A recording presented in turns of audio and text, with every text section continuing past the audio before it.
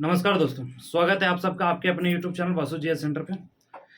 दोस्तों, last class में हम लोग सिंधु घाटी सभ्यता के विस्तार के बारे में डिटेल में स्टडी किए थे, जिसमें हम लोगों ने देखा था कि सिंधु घाटी सभ्यता का विस्तार 13 लाख स्क्वायर किलोमीटर में फैला हुआ है और उससे संबंधित सभी प्रश्नों को हम लोगों ने देखा था।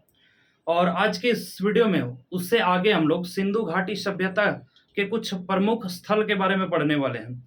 देखिए, जब सिंधु घाटी सभ्यता की जब खुदाई का काम शुरू हुआ अंग्रेजों के समय में, तो सबसे पहला जो स्थल खोदा गया था वो हड़प्पा था। और उसी तरह से लगातार हर एक जगह पे अलग नए नए स्थल मिलते चले गए। और जैसा कि मैंने लास्ट वीडियो में आपको बताया था कि 3 ऐसे देश हैं जहां से अलग अलग स्थल मिले थे। जैसे अफगानिस्तान से मैंने आप सबको बताया था कि 2 महत्वपूर्ण स्थल मिले थे और अफगानिस्तान से 2 ही पढ़ना है। और बिहार से लगभग 500 सॉरी बिहार से ये पाकिस्तान से आपका लगभग 500 से ज़्यादा स्थल मिले थे और भारत में 900 के लगभग में स्थल पाए गए थे। तो ये तमाम चीज़ों के बारे में मैंने इससे पहले वाले वीडियो में बता रखा है। अगर उस वीडियो को आप नहीं देखे हैं तो आप 100% उस वीडियो को जाकर देखें, तभी ये टॉपिक जो है आपको और भी बेहतरीन ढंग से समझ में आ जाएगा। और रह गया सवाल इसका कंप्लीट नोट्स का, तो आपको हमारे टेलीग्राम ग्रुप में मिल जाएगा। और इसका क्लास पेड क्लास हमारे जो एप्लीकेशन है उस पे चलाया जा रहा है, तो आप हमारे एप्लीकेशन को भी डाउनलोड कर सकते हैं। प्ले स्टोर पे मिल जाएगा या फिर आप वीडियो के डिस्क्रिप्शन में जाएंगे, वहाँ पे एप्लीकेशन का लिंक दिया हुआ है, वहाँ से भी आप हमारे एप्लीकेशन को डाउनलोड कर क्लास को परचेज कर सकते हैं। तो चलिए, सिंधु घाटी सभ्यता की खुदाई के क्रम में जो महत्वपूर्ण स्थल मिले हैं वो आखिर किस नदी के किनारे मिला है, किनके द्वारा उस स्थल का खोज किया गया, और उससे संबंधित सभी महत्वपूर्ण प्रश्नों के बारे में आज के इस वीडियो में हम लोग डिस्कस करेंगे। तो आइए एक एक करके हम आप लोग को समझा देते हैं। सबसे पहला स्थल जिसके बारे में हम लोग डिस्कस करेंगे वो है हड़प्पा। और हड़प्पा, इसके पहले वाले क्लास में मैंने आप सबको बताया था कि 2 महत्वपूर्ण स्थल हड़प्पा और मोहनजोदड़ो दोनों पाकिस्तान में पड़ता है। तो देखिए, पंजाब राज्य के मोंटगोमरी जिला में स्थित ये जो हड़प्पा है, ये पूरे सिंधु घाटी सभ्यता का सबसे महत्वपूर्ण स्थल माना जाता है और सबसे पहला खुदाई इसी स्थल का शुरू हुआ था। तो सबसे पहला हड़प्पा जो है वो आपका कहाँ है, तो पाकिस्तान के मोंटगोमरी जिला में है। अब सवाल ये भी उठता है, देखिए सवाल ये भी उठते हैं कि हड़प्पा किस नदी के किनारे है। तो अक्सर इस तरह के क्वेश्चंस में स्टूडेंट गलती कर बैठते हैं। अब देखिए, गलती क्या कर बैठते हैं, ज़्यादातर स्टूडेंट सुनने का आदत है सिंधु घाटी सभ्यता, सिंधु घाटी सभ्यता, और हड़प्पा जब पूछा जाता है इस तरह का क्वेश्चन कि हड़प्पा किस नदी के किनारे है, तो पहला ऑप्शन में ही दिया हुआ रहता है सिंधु नदी। और ज़्यादातर स्टूडेंट इसे टिक करके आ जाते हैं, जो कि गलत आंसर है। हड़प्पा की बात करें तो ये रावी नदी के किनारे है, और रावी नदी के किनारे है, और इसका जो खुदाई का काम शुरू किया गया था, मैंने आपको बताया था भारत के 2 नेतृत्वकर्ता, एक थे राखलदास बनर्जी और दूसरा दयाराम साहनी। तो हड़प्पा का जो खुदाई का कार्य शुरू हुआ था वो राय बहादुर दयाराम साहनी के नेतृत्व में हुआ था, और इसकी खुदाई का कार्य 1921 ईस्वी में प्रारंभ हो गई थी, जैसा कि मैंने पिछले वीडियो में बता रखा है आपको। अब आइए हड़प्पा से कुछ महत्वपूर्ण बिंदु जहां से क्वेश्चन पूछे जाते हैं। देखिए, इसी पोर्शन से सबसे ज्यादा क्वेश्चन पूछा जाएगा, विशेषता पूछ दिया जाएगा कि जैसे काली रंग की चूड़ियां कहाँ से पाई जाती है, अग्नि का हवन कुंड कहाँ से पाया गया, अन्न भंडार कहाँ से पाया गया। तो ये सब इस तरह के क्वेश्चंस बहुत पूछे जाते हैं। इवन कि बीपीएससी का अगर आप क्वेश्चन को, प्रीवियस ईयर क्वेश्चंस को उलट के देख लेंगे तो उसमें यहाँ से बहुत सारा क्वेश्चंस को पूछा हुआ है। एसएससी के भी एग्जाम में बहुत सारे क्वेश्चंस यहाँ से पूछे गए हैं, रेलवे के भी एग्जाम में पूछा गया है। तो चाहे आप स्टेट पीसीएस का तैयारी कर रहे हो या रेलवे या एसएससी की तैयारी कर रहे हो, किसी भी एग्जाम में ये टॉपिक जो है बहुत ही महत्वपूर्ण हो जाता है। ठीक है, तो हड़प्पा से सबसे पहला जो मिला है वो अन्न का भंडार मिला है, मतलब अन्नागार इसको कह सकते हैं, या अन्न का भंडार, जहाँ पे अनाज को स्टोर करके रखा जाता था। तो इसी को हम लोग अन्न भंडार या फिर अन्नागार कहते हैं। साथ ही साथ हड़प्पा से ही R37 कब्रिस्तान मिला है। इससे पता चलता है कि जो हड़प्पा के लोग थे वो लाशों को दफनाते थे, जबकि मोहनजोदड़ो जब हम आपको पढ़ाएंगे तो मोहनजोदड़ो में हम आप लोगों को पढ़ाएंगे कि यहाँ मोहनजोदड़ो में लोग ज़्यादातर जो है वो लाश को जलाया करते थे। हालांकि आपका जो लोथल है, लोथल से भी बहुत सारे प्रमाण मिले हैं, जैसे 3 युगल समाधियां वगैरह के बारे में आगे हम आपको पढ़ाएंगे, लेकिन अभी फिलहाल यहाँ पे हड़प्पा से मैं आप सबको बता रहा हूँ कि हड़प्पा से R37 कब्रिस्तान मिला हुआ है। साथ ही साथ एक और चीज़ मैंने यहाँ पे नहीं लिखा है वो भी आप याद रखेंगे कि आपका जो ताम्र दर्पण भी यहाँ से मिला हुआ है। ताम्र दर्पण का भी साक्ष्य यहाँ से मिला है, तो ये भी आप याद रखेंगे। साथ ही साथ श्रमिक आवास, मजदूरों का रहने का घर का भी प्रमाण यहाँ से मिला हुआ है। तो अगर कभी आपसे पूछ लिया जाएगा कि श्रमिक आवास कहाँ से मिला है या फिर कहाँ, तो वो हड़प्पा सही जवाब हो जाएगा इसका, ठीक है। साथ ही साथ R37 कब्रिस्तान याद रखेंगे, अन्नागार भी याद रखेंगे। सेकेंड, चलिए हम बताते हैं आप सबको मोहनजोदड़ो। मोहनजोदड़ो पाकिस्तान के सिंध के लड़काना जिला में, पाकिस्तान के सिंध के लड़काना जिला में मोहनजोदड़ो है और ये सिंधु नदी के किनारे है। और ये इसकी जो खुदाई का काम शुरू हुआ था, इसके खोजकर्ता वो राखलदास बनर्जी है, क्योंकि इन्हीं के नेतृत्व में इसकी खुदाई का काम शुरू हुआ था और ये 1922 में प्रारंभ हुआ था। अब इससे भी मतलब मोहनजोदड़ो से भी तरह तरह के विशेषताओं से प्रश्न पूछा जाता है। जैसे विशाल स्नानागार, एक तालाब जैसा था जहाँ पे पानी का जमावड़ा रहता था और लोग इसे नहाने के लिए यूज किया करते थे। तो इसका प्रमाण जो है वो मोहनजोदड़ो से मिला है। मतलब एक बड़ा सा नहाने का व्यवस्था, सुदृढ़ व्यवस्था था जिसको विशाल स्नानागार भी कहा गया। इसकी हमें प्रमाण कहाँ से मिलती है, तो मोहनजोदड़ो से मिलती है। कांसे की मूर्ति, मतलब कांसे की मूर्ति, इसका भी प्रमाण, नग्न मूर्ति का प्रमाण मिलता है यहाँ से, कांसे की नग्न मूर्ति का। और पुरोहित की मूर्ति, तो इससे पता चलता है कि यहाँ पे पुरोहितों की जो है वो पूजा की जाती थी, जिस वजह से पुरोहित की मूर्ति का भी प्रमाण यहाँ से मिलता है। साथ ही साथ महाविद्यालय का भी प्रमाण मोहनजोदड़ो से मिलता है। सिरंगी पशु की मूर्ति भी यहाँ मोहनजोदड़ो से पाया जाता है। तो इस तरह के क्वेश्चन जब आपसे पूछा जाएगा कि सिरंगी पशु का प्रमाण सिंधु घाटी सभ्यता के किस स्थल से मिलता है, तो इसका सही जवाब हो जाएगा आपका ये मोहनजोदड़ो। क्लियर? तो इतना आप याद रखेंगे इसकी विशेषता से। चलिए अब आगे लोथल को हम लोग समझते हैं। तीसरा में जो है वो लोथल आपका अहमदाबाद, जो गुजरात राज्य है, उसके अहमदाबाद में लोथल नाम का एक जगह है जहां से सिंधु घाटी सभ्यता के बहुत सारे साक्ष्य मिलते हैं, बहुत सारे प्रमाण मिलते हैं। और खास तौर पे अगर लोथल नदी को देखा जाए तो ये भोगवा नदी के किनारे है। अब भोगवा नदी के किनारे है तो इसका जो खोजकर्ता से भी कई बार क्वेश्चन पूछ लेता है। तो इनके खोजकर्ता थे रंगनाथ राव, और यहाँ इसकी खुदाई का काम शुरू हुआ था 1957 ईस्वी में। हालांकि बहुत सारे स्थल ऐसे थे जो आज़ादी से पहले ही खोज लिए गए थे, और बहुत सारे स्थल, जैसे उनमें से एक है लोथल, ये आज़ादी के बाद इसका खोज हुआ। और जब खोज हुआ तो यहाँ से भी बहुत सारे चीज़ें का प्रमाण निकल करके आया। जैसे सबसे पहले चावल का प्रमाण ये लोथल से निकलता है, और ये कई बार क्वेश्चन पूछा गया है कि चावल का प्रमाण कहाँ से मिलता है, तो लोथल से मिलता है। अग्निकुंड हवन वगैरह करने के लिए जो अग्निकुंड का प्रयोग किया जाता है, उसका भी प्रमाण लोथल से मिलता है। हाथी का दांत का प्रमाण, इससे पता चलता है कि लोथल के लोग हाथियों का पालन करते थे, हाथियों का यूज किया करते थे। तो हाथी का दांत का भी प्रमाण लोथल से मिल जाता है। गोदीवाड़ा का मतलब होता है पतन, ठीक है, इसका भी प्रमाण यहाँ से मिल जाता है। 3 युगल समाधियां, सबसे महत्वपूर्ण चीज, 3 युगल समाधियां। जैसे युगल समाधियां क्या होती है, एक साथ 2 लाश को दफनाए जाने के का प्रमाण मिला है। तो टोटल इसका 3 प्रमाण मिले हैं, एक साथ 2 लाश। इसका प्रमाण कहाँ से मिला है, तो लोथल से मिला है, और ये क्वेश्चन बीपीएससी में भी पूछा गया है। और घोड़े की मृण मूर्ति, मतलब घोड़े की मिट्टी की मूर्ति। हालांकि अगर बहुत सारे इतिहासकारों का मानना है कि सिंधु घाटी सभ्यता में घोड़ा जो है बहुत महत्वपूर्ण पालतू जानवर नहीं था। बहुत ज़्यादा घोड़े का प्रयोग नहीं किया करते थे, घोड़े की बहुत ज़्यादा जानकारी नहीं थी, लेकिन फिर भी लोथल से घोड़े की मृण मूर्ति, मतलब मिट्टी की मूर्ति जो है वो मिलती है। इसलिए इससे पता चलता है कि थोड़ा बहुत घोड़े की जानकारी ये लोग रखते थे। तो चावल का प्रमाण हो गया, अग्निकुंड, हाथी का दांत का, और गोदीवाड़ा, 3 युगल समाधियों, घोड़े की जो मृण मूर्ति थी, इसका प्रमाण यहाँ से मिलता है। तो कहाँ से, लोथल से। लोथल कहाँ है, अहमदाबाद। क्लियर? गुजरात के अहमदाबाद। उसी तरह से चौथे में अब हम लोग देखते हैं कालीबंगा से भी बहुत क्वेश्चन पूछता है। कालीबंगा से सबसे ज्यादा जो प्रश्न पूछा जाता है, काली रंग की चूड़ियां यहाँ से प्राप्त होती है। अभी हम आपको विशेषता में बताएंगे, लेकिन उससे पहले कालीबंगा जो स्थल है वो हनुमान नगर राजस्थान का एक क्षेत्र है, और यह धगदर नदी के किनारे है। और इसके जो खोजकर्ता हैं, इस खोजकर्ता को भी आप याद रखेंगे, अमलानंद घोष इसके खोजकर्ता है। ये धगदर नदी के किनारे है, और यहाँ से जोते हुए खेत का साक्ष्य मिलता है। ध्यान रखेंगे, जोते हुए खेत।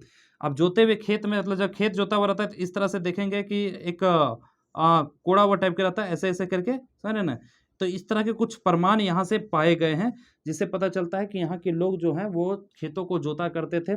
अग्नि हवन कुंड, अब हवन कुंड का प्रमाण अभी आपने पढ़ा, अग्नि कुंड का प्रमाण यहाँ लोथल से भी मिला है, और सेम अग्नि हवन कुंड का प्रमाण हम लोग कालीबंगा से भी पढ़ रहे हैं। तो अग्नि कुंड का प्रमाण आपका लोथल और कालीबंगा दोनों से आप याद रखेंगे। काली रंग की चूड़िया, अभी मैंने आप सबको बताया कि जो कालीबंगा है वो सबसे ज्यादा यहाँ से क्वेश्चन पूछा जाता है, क्योंकि काली रंग की चूड़िया का प्रमाण कालीबंगा से मिला है। साथ ही साथ जब हम आप लोग को सिंधु घाटी सभ्यता के पतन के बारे में पढ़ाएंगे आगे के क्लास में, उसमें हम बताएंगे कि अलग अलग मत है, कुछ विदेशी मत है, कुछ देसी मत है। तो अलग अलग लोगों का अलग अलग तरीके से मानना है। बहुत सारे लोगों का मानना है कि नहीं, बाढ़ के कारण ही इस सभ्यता का अंत हो गया। बहुत लोगों का मानना है कि नहीं, जो द्रविड़ लोग आए, आर्य लोग आए, वो इन पे आक्रमण किया, आक्रमण करके और इनका जो है अस्तित्व को खत्म कर दिया। तो ऐसे तरह तरह के विचार हैं। जबकि बहुत सारे इतिहासकारों का मानना है कि नहीं, कुछ ऐसे प्राकृतिक घटनाएं होने के कारण, जैसे भूकंप आना और सूखा पड़ना, ये ऐसे स्थिति के कारण भी यहाँ पे कुछ इस जो सिंधु घाटी सभ्यता है इसका अंत हो गया।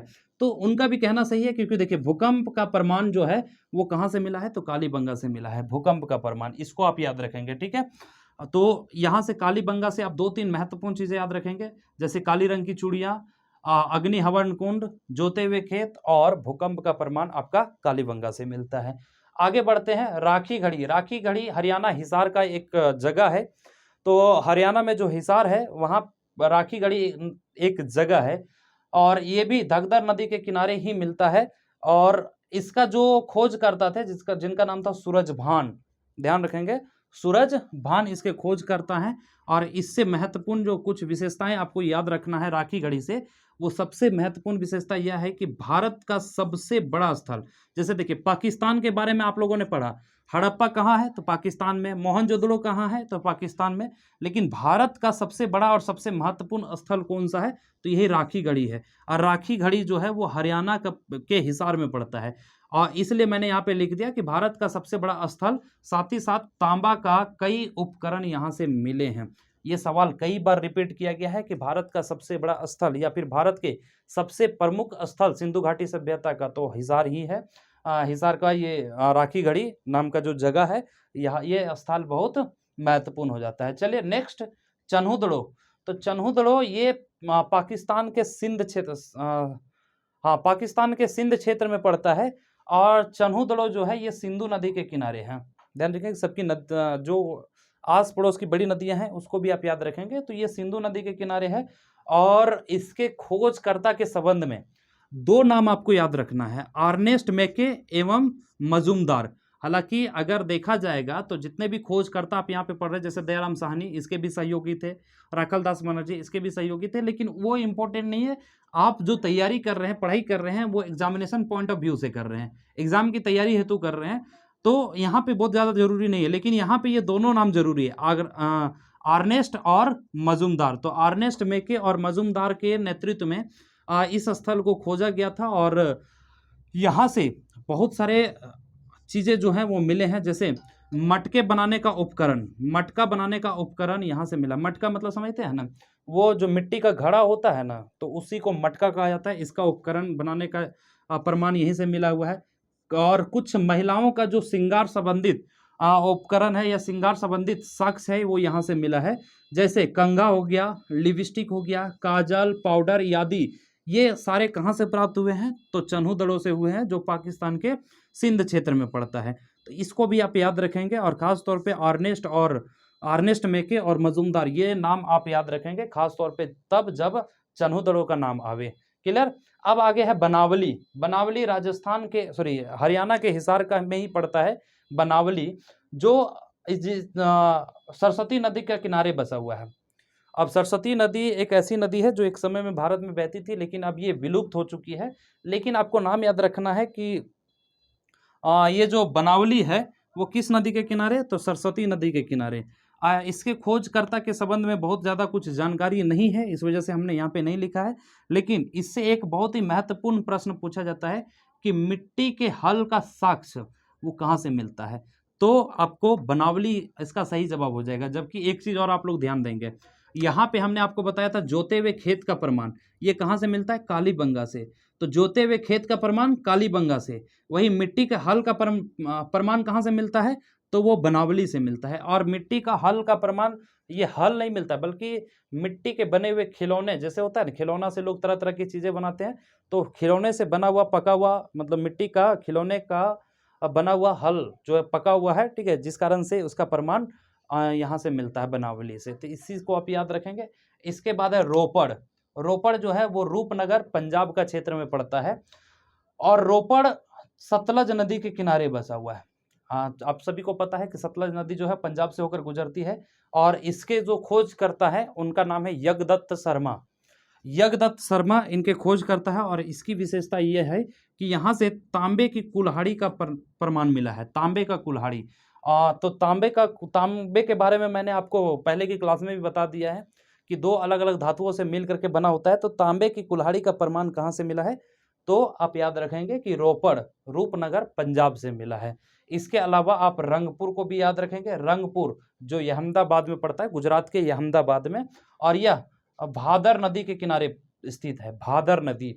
और इसके जो खोज करता है एस.आर. राव, और एस.आर. राव से आप याद रखेंगे ये रंगपुर में खास तौर पे कि सबसे पहले मतलब धान की सूखी भूसा जो होता है ना, देखिए धान की भूसी का प्रमाण यहाँ से मिलता है। जैसे आप अगर खेती वगैरह करते होंगे तो आप लोग को बहुत अच्छे ढंग से पता होगा कि धान से जब चावल बनाना रहता है तो उससे भूसा निकलता है, तो जिसका प्रमाण यहाँ से देखने को मिलता है। साथ ही साथ ज्वार और बाजरे की प्रमाण यहाँ से मिलता है। तो कहाँ से? तो रंगपुर, अहमदाबाद के, गुजरात के अहमदाबाद के जो रंगपुर क्षेत्र है, यहाँ से जब यहाँ पे खुदाई का कार्य चल रहा था उस समय इस तरह के प्रमाण जो है ज्वार बाजरा ऐसे प्रमाण कुछ मिलते हैं। हालांकि ध्यान रखेंगे, इतिहासकारों का मानना है कि सिंधु घाटी सभ्यता के ज़्यादातर लोग जो हैं वो गेहूं और जौ की खेती किया करते थे।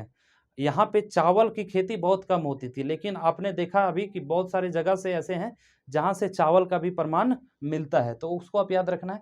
और चलिए 10वें नंबर में सुरकोटदा, ये गुजरात के कच्छ में पड़ता है। सुरकोटदा गुजरात के कच्छ में पड़ता है, इसको आप लोग नहीं भूलेंगे। इससे भी एक बहुत ही महत्वपूर्ण क्वेश्चन बनता है, और ये सरस्वती नदी पे स्थित है। इसके खोजकर्ता के संबंध में कोई जानकारी नहीं है। इससे सबसे महत्वपूर्ण क्वेश्चन जो बनता है वो घोड़े की हड्डी का प्रमाण मिलता है, ठीक है, घोड़े की हड्डी का प्रमाण मिलता है। जबकि घोड़े की मृण मूर्ति, मतलब मिट्टी का मूर्ति का प्रमाण आपने देखा लोथल से मिला था, जबकि घोड़े की हड्डी का प्रमाण कहाँ से मिला है? तो सुरकोटदा से मिला है। उसके बाद कलश सावधान। अब देखिए यहाँ से अभी आपने यहाँ पे पढ़ा कि R37 कब्रिस्तान, ये कब्रिस्तान दर्शाता है कि यहाँ के लोगों को, लाशों को क्या कर दिया जाता था? तो दफना दिया जाता था। लेकिन कलश सावधान मतलब कलश में, मिट्टी का कलश में डेड बॉडी का बहुत सारे पार्ट जो हैं, इसका प्रमाण यहाँ से मिला है, जिसको हम लोग कलश सावधान कहते हैं। और यही कारण है कि इससे अंदाजा लगाया जा सकता है कि सिंधु घाटी सभ्यता में दोनों प्रथाएं जो थी वो फेमस थी, दफनाने का भी और अग्नि मतलब जलाने का भी, दोनों प्रथा। तो सुरकोटदा से कलश सावधान, घोड़े की हड्डी और तराजू का नापतोल का जो प्रमाण मिला है 16 गुना। इसका सभी का मतलब सारे जगह के सिंधु घाटी सभ्यता में सभी जगह पे नाप तोल की जो पद्धति थी वो एक ही थी, है ना, 16 गुना था। आई थिंक ये आपको जब पढ़ाएंगे और आगे तो वहाँ पे हम आप लोगों को क्लियर कर देंगे। तो ये सारी चीज़ें जो है ये अलग अलग जगहों से मिला था। और देखिए अब तक चाहे आप एसएससी के एग्जाम में चले जाइए, रेलवे के एग्जाम में चले जाइए, या फिर किसी भी स्टेट का पीसीएस के एग्जाम में चले जाइए, सारे जगह पे जितनी बार भी क्वेश्चंस पूछे गए हैं ये 10 महत्वपूर्ण स्थल से ही पूछे गए हैं। हालांकि स्थल तो बहुत सारे हैं, मैंने लास्ट वीडियो में बताया था कि पूरे अगर ओवरऑल देखा जाए तो 1500 से ज़्यादा स्थल जो है अब तक खोजे जा चुके हैं। लेकिन 1500 स्थल को ना तो आप याद रख सकते हैं और ना ही इसको याद रखना जरूरी है। जहाँ से मैक्सिमम टाइम क्वेश्चन पूछा गया है, जिस टॉपिक से सबसे ज़्यादा बार क्वेश्चन पूछा गया, बस उस टॉपिक को आप अच्छे ढंग से पढ़ लीजिए, उसको अपने तरीके से आप दिमाग में बैठा लीजिए, यहीं से सबसे ज़्यादा बार क्वेश्चन आ जाएगा। क्योंकि इसमें जितने भी विशेषताएं हम लिखे हुए हैं कहीं ना कहीं किसी न किसी एग्जाम में यहाँ से प्रश्न पूछा गया है, इस वजह से सारी विशेषताओं को हमने आपको बेहतरीन ढंग से समझा दिया। ठीक है, तो इसका पीडीएफ भी आप डाउनलोड कर लेंगे हमारे टेलीग्राम ग्रुप से। टेलीग्राम ग्रुप को ज्वाइन कर लीजिए। हर एक क्लास का पीडीएफ, पूरा हिस्ट्री का पीडीएफ, पूरा ज्योग्राफी का पीडीएफ, मतलब जितने भी क्लासेस आपको दिए जा रहे हैं सभी का पीडीएफ आपको हमारे टेलीग्राम ग्रुप पे मिल जाएगा। तो चलिए, उम्मीद करते हैं वीडियो अच्छा लगा होगा। तो अगर वीडियो अच्छा लगा तो जाते जाते इस वीडियो को शेयर जरूर कर दें, लाइक जरूर कर दें, और अगर क्लास अच्छा लगा तो चैनल को सब्सक्राइब करना ना भूलें। तो चले मिलेंगे इसी तरह के फिर नेक्स्ट वीडियो में। सिंधु घाटी सभ्यता के बारे में और भी कुछ डिटेल में हम लोग समझेंगे, जैसे यहाँ की राजनीतिक व्यवस्था, सामाजिक व्यवस्था, आर्थिक व्यवस्था किस तरह की थी। तो ये सारी चीज़ों साथ ही साथ हम लोग पढ़ेंगे कि सिंधु घाटी सभ्यता का पतन के संबंध में क्या क्या अलग अलग मत है। जैसे कुछ ऐसे हैं जो बाढ़ कारण बताते हैं, बहुत सारे लोग ऐसे हैं जो कहते हैं कि नहीं, विदेशी आक्रमण के कारण सिंधु घाटी सभ्यता का अंत हो गया, जबकि बहुत सारे लोगों का मानना है परिस्थितिकी असंतुलन के कारण भी सिंधु घाटी सभ्यता का अंत हो जाता है। तो ये सारी चीज़ों के बारे में आगे की क्लास में हम आप सबको बता देंगे। ठीक है, तो आज की क्लास में इतना ही, मिलेंगे नेक्स्ट क्लास में, तब तक के लिए जय हिंद दोस्तों।